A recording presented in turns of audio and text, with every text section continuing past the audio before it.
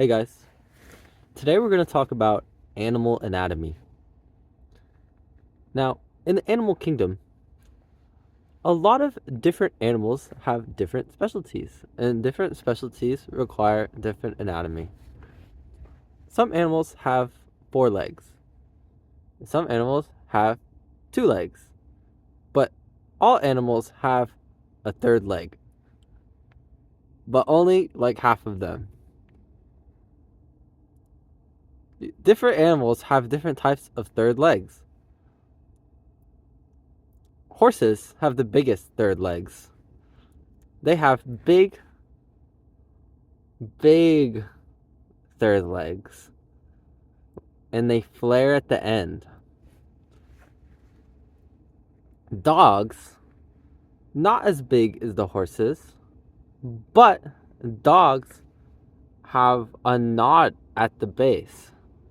So when a dog is using its third leg, the knot will expand, um, ensuring for a secure deposit.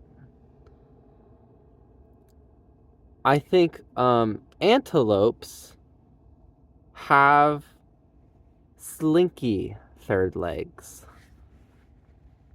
I'm not really sure. I guess maybe they're stupid. They're a little bit stupid. So you have to, your third leg needs a little bit of freedom to find its target. And then also, what other kinds? Oh, yeah. Cats have barbs on it. And I'm not sure why you would want a barb on it. I guess so that it hurts when you pull out, because um I don't know why you would want that to hurt. Oh wait. So it's a commitment. Yeah, you got to ensure. I remember I saw a TikTok of a cat cheating on another cat and the cat got jealous. So they must have some weird, kinky stuff going on with them. Yeah.